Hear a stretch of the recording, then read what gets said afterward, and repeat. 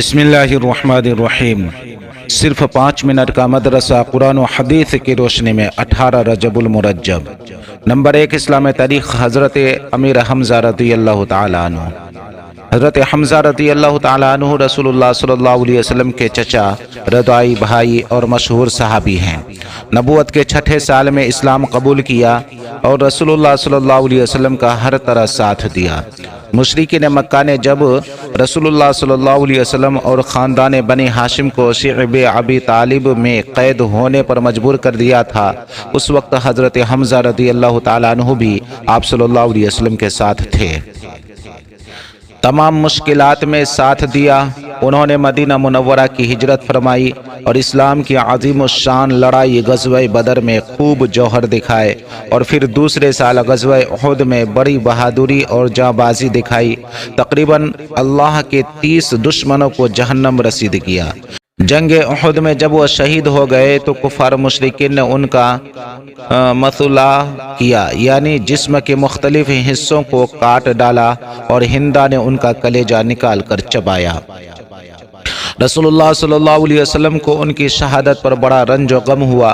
حضور صلی اللہ علیہ وسلم نے انہیں سید الشہداء یعنی شہیدوں کے سردار اور اسد اللہ یعنی اللہ کا شیر کا خطاب دیا۔ ان کے وارثین میں صرف ایک چھوٹی بیٹی اور بیوی تھیں۔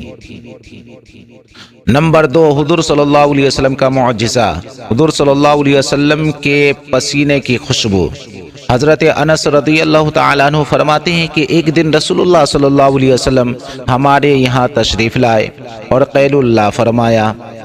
جب آپ صلی اللہ علیہ وسلم کو پسینہ آیا تو میری والدہ ایک شیشی لائیں اور پسینہ پونچھ کر جمع کرنے لگی۔ اس دوران رسول اللہ صلی اللہ علیہ وسلم کی آنکھ کھل گئی تو آپ صلی اللہ علیہ وسلم نے پوچھا، ام سلیم تم یہ کیا کر رہی ہو؟ انہوں نے عرض کیا، میں آپ کے پسینہ کو جمع کر رہی ہوں تاکہ ہم اسے خوشبو کے طور پر استعمال کریں۔ مسلم شریف۔ نمبر 3 ایک فرد کے بارے میں جماعت کے ساتھ نماز ادا کرنا۔ رسول اللہ صلی اللہ علیہ وسلم نے فرمایا، جو شخص نماز کے لیے کامل وضو کرتا ہے پھر فرد نماز کے لیے چل کر جاتا ہے اور لوگوں کے ساتھ نماز پڑھتا ہے، یا آپ صلی اللہ علیہ وسلم نے فرمایا جماعت کے ساتھ نماز پڑھتا ہے، یا فرمایا نماز مسجد میں ادا کرتا ہے، تو اللہ تعالیٰ اس کے گناہوں کو معاف فرما دیتے ہیں۔ مسلم شریف۔ نمبر 4 ایک سنت کے بارے میں کھانے کے بعد کی ایک خاص دعا۔ رسول اللہ صلی اللہ علیہ وسلم نے فرمایا، جو کھانا کھانے کے بعد یہ دعا پڑھے گا اس کے اگلے پچھلے سب گناہ معاف ہو جائیں گے۔ الحمدللہ الذی اطعمنی ھذا الطعام ورزقنیہ من غیر حول منی ولا قوہ۔ تمام تعریفیں اللہ کے لیے ہیں جس نے مجھے یہ کھانا کھلایا اور قوت و طاقت کے بغیر مجھے یہ رزق عطا فرمایا۔ ابو داؤد۔ نمبر 5 ایک اہم عمل کی فضیلت، سورہ واقعہ پڑھنا۔ رسول اللہ صلی اللہ علیہ وسلم نے فرمایا، جس شخص نے سورہ واقعہ پڑھی اس پر فقر و فاقہ نہیں آئے گا۔ بہقی فی شعب الایمان۔ نمبر 6 ایک گناہ کے بارے میں، اولاد کا قتل گناہ کبیرہ ہے۔ قرآن میں اللہ تعالیٰ فرماتا ہے، غربت کے ڈر سے اپنی اولاد کو قتل نہ کرو، ہم تم کو بھی رزق دیتے ہیں اور ان کو بھی۔ سورہ انعام۔ روزی کا ذمہ اللہ تعالیٰ پر ہے، لہذا روزی کی تنگی کے ڈر سے بچوں کو مار ڈالنا یا حمل گرانا یا پیدائش سے بچنے کی کوئی اور تدبیر اختیار کرنا، جیسا کہ آج کے دور میں ہو رہا ہے، بہت ہی بڑا گناہ اور حرام ہے۔ نمبر 7 دنیا کے بارے میں، دنیا آزمائش کے لیے ہے۔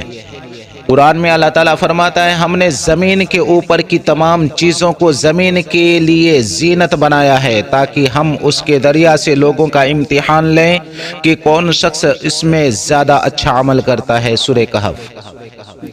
نمبر 8 آخرت کے بارے میں، جنتی کا تاج۔ رسول اللہ صلی اللہ علیہ وسلم نے فرمایا، اہل جنت کے سر پر ایسے تاج ہوں گے جن کا ادنا سے ادنا موتی بھی مشرق و مغرب کے درمیان کی تمام چیزوں کو روشن کر دے گا۔ ترمذی شریف۔ نمبر 9 طب نبوی سے علاج۔ بیمار کے لیے جو مفید ہے۔